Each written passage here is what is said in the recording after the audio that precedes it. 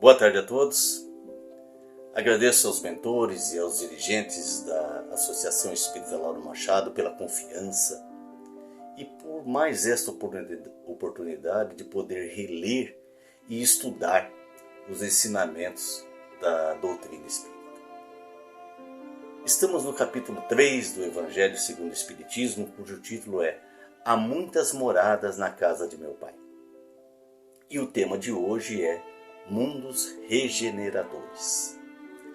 Trata-se de uma mensagem de Santo Agostinho, trazida por Kardec, contendo grandes ensinamentos, nos mostrando que os mundos regeneradores servem de transição entre o mundo de provas e expiações e os mundos felizes. Que nos mundos regeneradores, o bem prevalece sobre o mal, mas que ainda não está livre das paixões desordenadas, porque neles a felicidade ainda não é perfeita. Nas palavras de Santo Agostinho, trata-se da aurora da felicidade, havendo provas a serem superadas, mas menos angustiantes e pungentes que as expiações. No início do capítulo 3, Kardec transcreveu um trecho do Evangelho de São João, capítulo 14, versículos 1, 2 e 3, segundo o qual Jesus disse, na última ceia, Jesus disse aos discípulos: que vosso coração não se turbe. Crede em Deus, crede também em mim. Há muitas moradas na casa de meu Pai. Se assim não fosse, eu já vos teria dito. Portanto, Jesus afirmou, na última ceia, antes de ser crucificado, no último momento de maior intimidade com seus discípulos, que a vida não se resume à vida vivida em nosso planeta Terra. Preparando os seus corações para as lutas e atribulações que viriam pela frente na vida dos discípulos e da humanidade, fazendo um convite para um olhar sobre a grandiosidade da obra da criação. Quando Jesus disse que vosso coração não se turbe, Jesus nos ensinou que nós devemos compreender os desígnios de Deus. Que nós não devemos condenar a humanidade pelos erros cometidos pelo homem. Que nossas bases cristãs não sejam destruídas por não compreendermos que cada espírito, além do mundo em que vive na condição de encarnados, também tem a sua morada própria, a sua morada interior. Emmanuel disse que todo espírito mora no que pensa, indicando que eu resido na casa dos meus pensamentos, dos pensamentos que eu irradio. Não é porque encontramos em nosso caminho espíritos ainda desorientados, que às vezes praticam perversidades. Não é por causa disso que tudo está perdido. Pois também encontramos em nossos caminhos espíritos que nos mostram, com seus atos, a expressão sublime da luz e do amor ao próximo. Tudo está no seu lugar. A obra da criação se resumiu a uma ordem: faça-se a luz. Isso está em Gênesis. Faça-se então a luz do entendimento, a luz da superação, a luz da compreensão, nos cabendo sempre esperar o tempo de Deus e não o nosso tempo. E Santo Agostinho, na mensagem de hoje, nos deixa claro que há diferentes categorias de mundos habitados, que obviamente há vida em outros planetas. E nesses planetas há casas individuais refletidas nos pensamentos, na casa mental de seus habitantes. À noite, numa cidade do interior, sem poluição, nós podemos ver no céu centenas de estrelas a olho nu. Com o telescópio Hubble, que está prestes a se aposentar, virá outro mais potente ainda, se vê galáxias, nascimento de estrelas, etc. Estimam os cientistas que haja bilhões de estrelas na Via Láctea, onde está o nosso sistema solar. Outra galáxia, chamada Andrômeda, 2 vezes maior do que a Via Láctea, tem outros tantos bilhões de estrelas. Estima-se que ainda haja centenas de milhares de galáxias com outros tantos bilhões de estrelas. E tudo isso é obra de Deus. E o universo é a casa de meu Pai. Então, como imaginar que Deus faria algo inútil? Como imaginar que todo esse universo infinito tenha sido idealizado para que nós ficássemos admirando sua beleza numa noite estrelada no interior, numa cidade sem poluição? Só para ver a Estrela d'Alva, o Cruzeiro do Sul, as Três Marias, etc. É claro que não há lógica num raciocínio desse. Um dia a ciência comprovará a existência de vidas físicas em outros planetas, assim como idealizará, inventará um mecanismo que possa detectar cientificamente a presença dos espíritos desencarnados. Só o tempo nos mostrará tal realidade. Santo Agostinho nos fala no texto de hoje que há mundos inferiores ao nosso e também mundos superiores ao nosso, os quais são habitados por seres inferiores e superiores ao nosso estágio evolutivo. Obviamente que há mundos intermediários entre os inferiores e os superiores.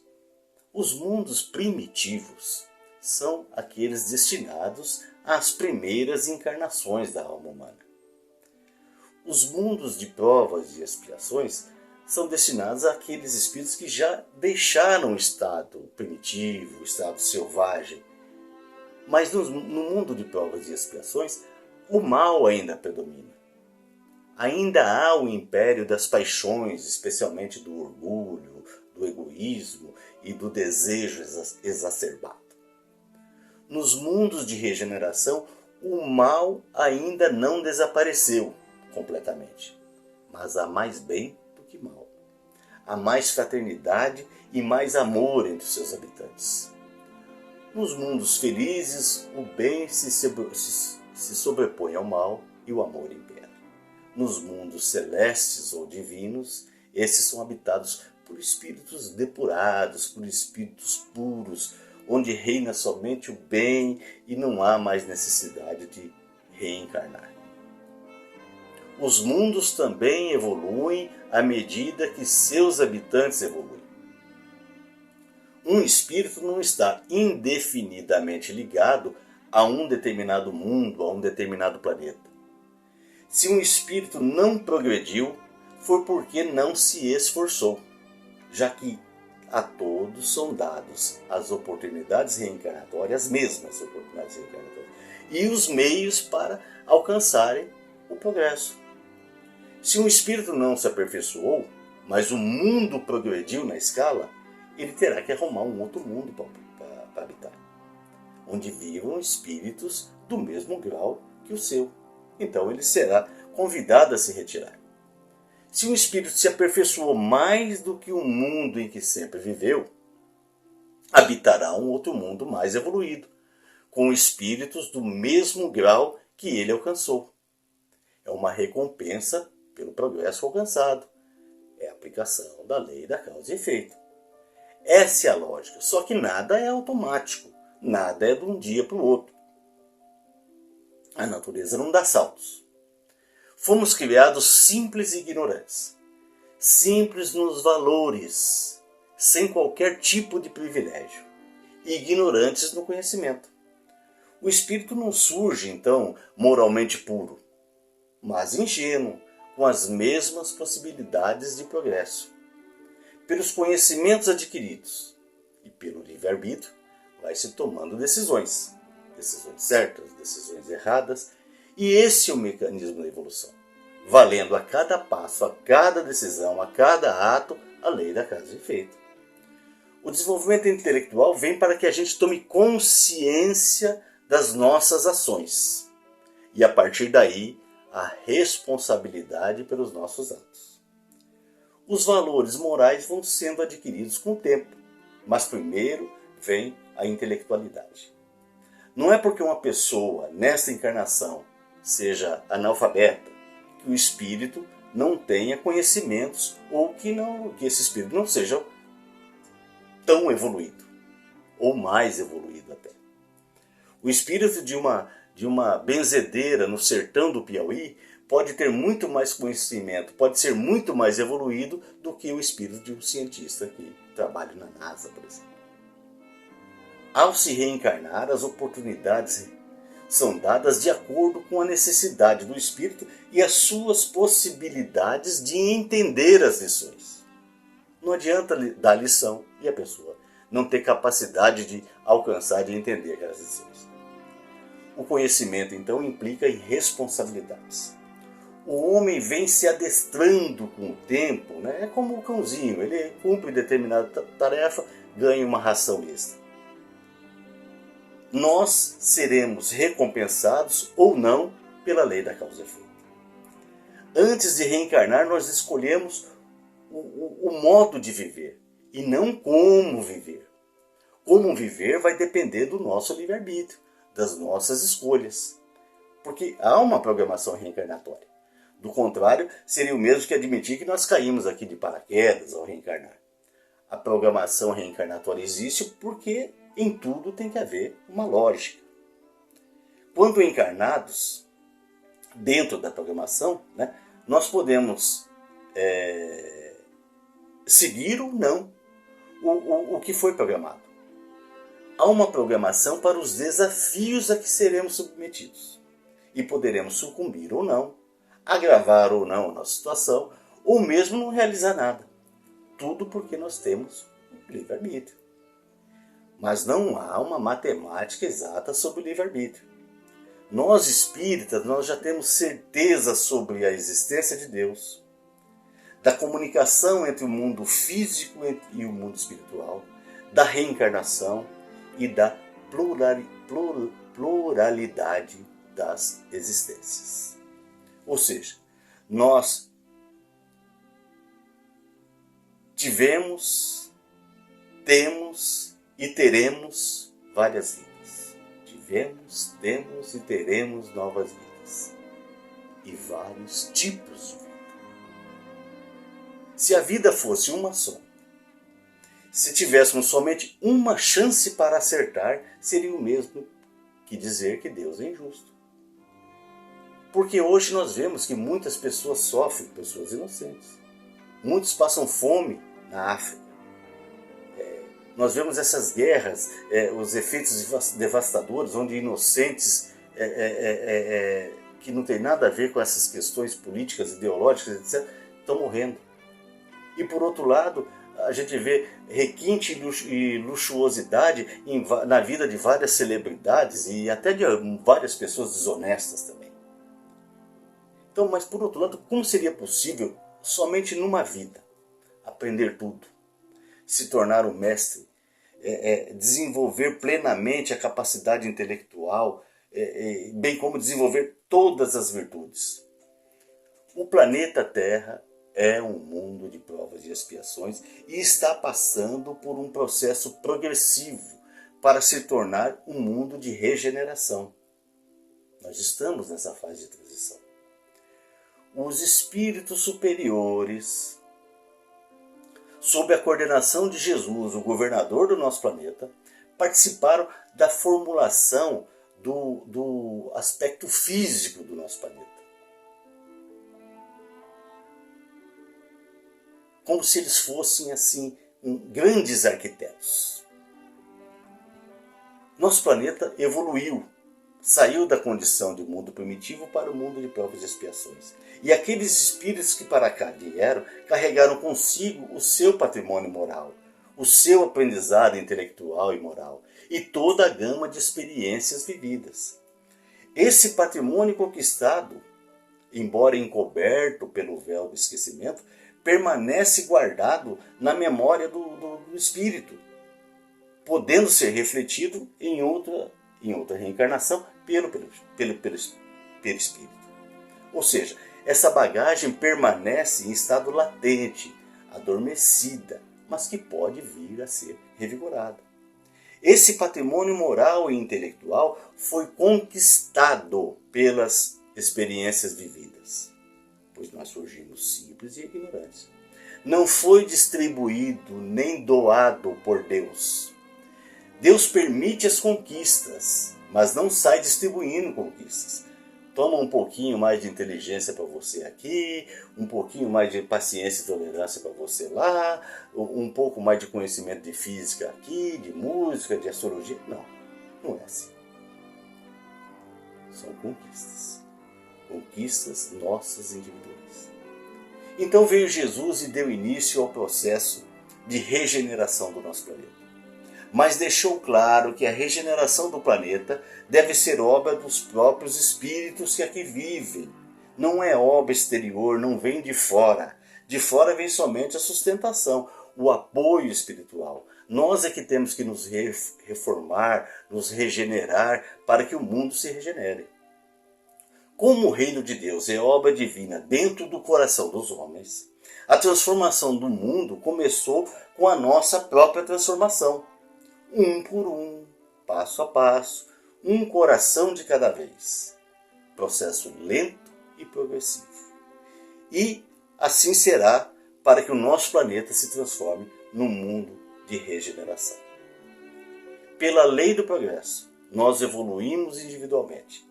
A civilização evolui coletivamente, porque a humanidade é um ser coletivo e o mundo também evolui.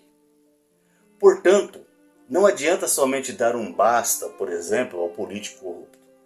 Mas nós temos que dar um basta em votar no político corrupto. O basta para a modificação do mundo é para nós mesmos. É o basta para as nossas atitudes.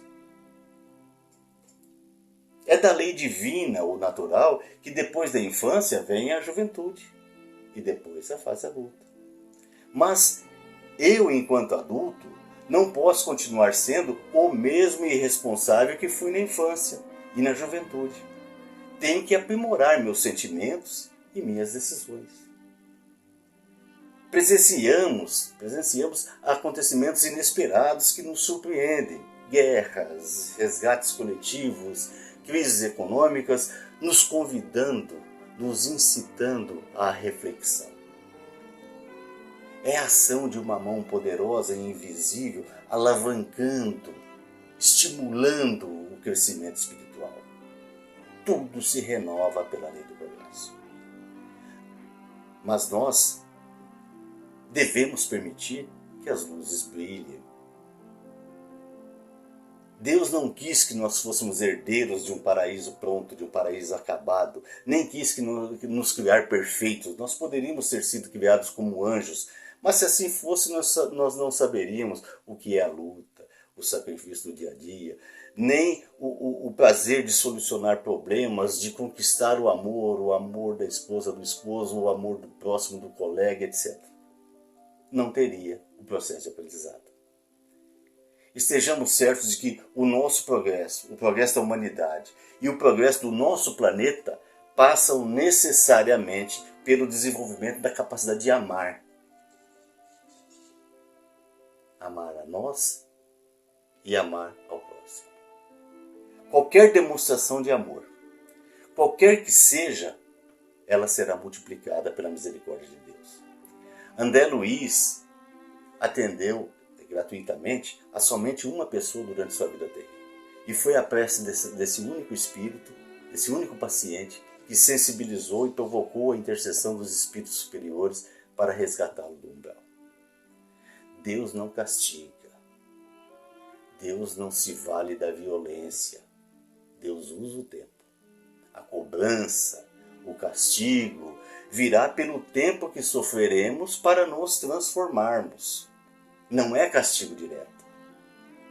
Vale a pena eu prejudicar meu semelhante por atos ou palavras para me vingar ou amenizar meu ódio em razão de um mal que eu sofri? Será que é isso que Deus espera de mim? Será que essas atitudes colaborarão para a minha evolução e para a evolução do planeta? Muitas vezes eu peço e não sou atendido, mas nós devemos ter consciência de que o não de Deus também é expressão de amor. Ele adia um sonho para que esse sonho não se transforme num pesadelo por causa do despreparo de quem pede. Jesus veio até nós.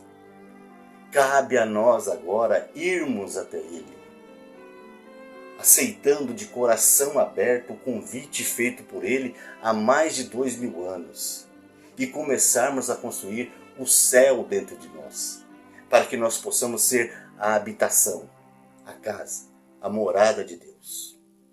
Quando Jesus disse que há muitas moradas na casa de meu Pai, ele não estava se referindo somente à morada física, aos planetas, mas principalmente aos nossos pensamentos. Portanto, que nós possamos refletir sobre as moradas que não vemos, a morada dos nossos pensamentos e a dos pensamentos dos nossos companheiros de jornada, das pessoas com as quais nós nos relacionamos. E assim fazer da nossa casa interior a casa da morada de Deus. Conquistaremos novas moradas, exterior e interior, quando deixarmos de lado as coisas pequenas, frutos do egoísmo e do orgulho, já que não se entrega uma herança a uma criança. O herdeiro tem que estar preparado para a herança, para receber a herança. Sem a nossa própria obra regeneradora, sem a nossa reforma interior, não tomaremos posse da herança dos mundos superiores. Vamos em frente e que Deus nos abençoe. Que nós tenhamos uma semana de muita paz e de muitos progressos espirituais.